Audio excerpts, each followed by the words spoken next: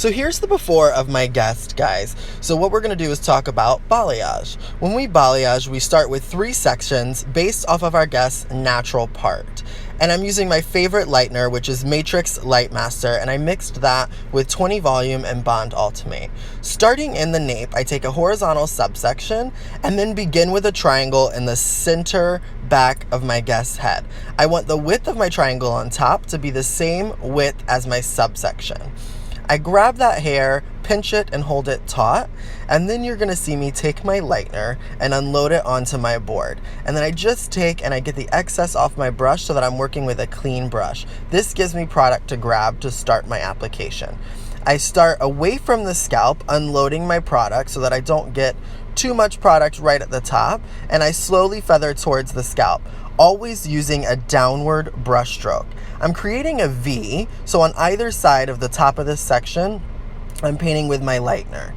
I begin painting on either side. Once my V is created, I take my board, load some more product, and start to drag that product through using vertical strokes. At this point, you really want to ensure maximum saturation through the mid-lengths and the ends.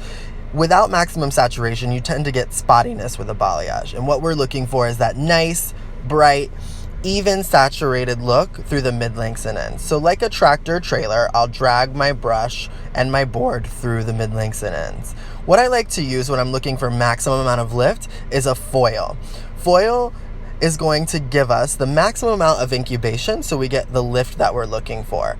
I'll lay that vertically and fold it over so I have a nice incubation of that section. I'll now take my next horizontal subsection. All of my subsections for this look are about 1 inch in width.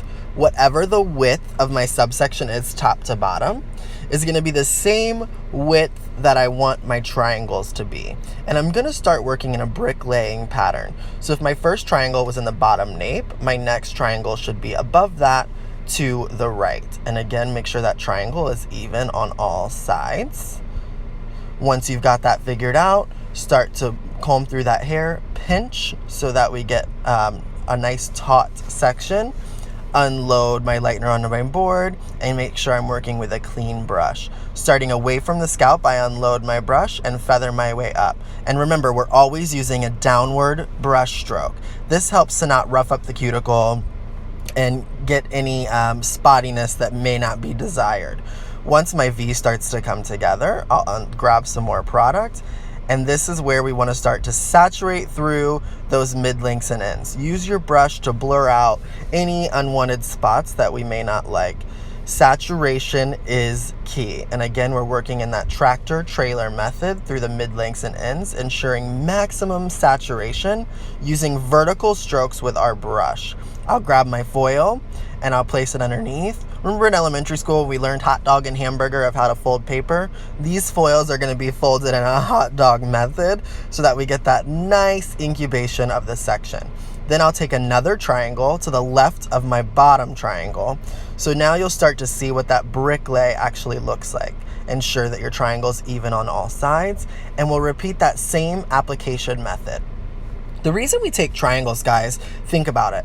When we've got clients with layered haircuts, we really want to make sure that we're getting the maximum amount of lift through the mid-lengths and the ends. When I look at a balayage, it tends to be softer towards the scalp and brighter through the ends. So because the hair is less dense through the mid-lengths and ends, taking a triangle allows us to get a nice saturated section. And when that opens up, it ensures that we see the maximum amount of lift in the mid-lengths and ends. Now I'll continue to pull through in that tractor trailer method, ensuring maximum saturation, pulling through the mid-lengths and ends.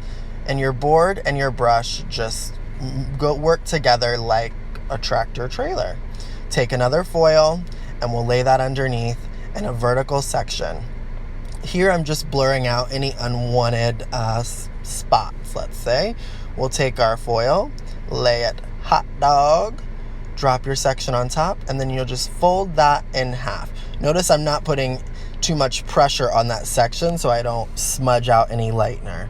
And I'll continue working in that method all the way up the back of the head with this brick laying pattern. Once I'm done with that, I start a back combing method. So I finish my foils, and now I'll come through pinching my section with my pointer finger and my thumb to just give me a nice back combed area that I can apply some lightener to brighten up the ends even more. This gives us that all over light effect that I'm looking for with this look on the mid-lengths and ends. And you'll just see I'm lightly sort of whispering that section through using vertical strokes. And once I've got it, once I'm seeing what I like, I'll grab my board and I'll start to pull through some sections where I really just want to see maximum amount of brightness. So I get a nice whisper, and then in any spots that I want to see a little bit more of a shout, I just take my board and saturate through those ends. And I'll continue this back combing method in between my foils all around the head. So again, we pinch and pull that section up towards the scalp, grab my lightener, and I'll start that feathering whisper type of a method just to give me a little bit more bright light color through the mid-lengths and ends. And you're just lightly feathering that on, taking your board and grabbing areas where you want to see maximum saturation in any spots that you feel like need a little bit more life to them, let's say. Once I'm done with the back of the head, I'll work on the heavier side of my client's part, and then followed by the lighter side of my client's part until I've completed the whole head. And this is what that look will look like when it's all processing. So you'll have foils throughout, as well as the back comb sections where we're looking to get that brightness through the mid-lengths and ends. Once it's all done, I shampoo with my favorite Brass Off shampoo, and I use my favorite Brass Off mask for 5 minutes on this guest's head. Here's the end result.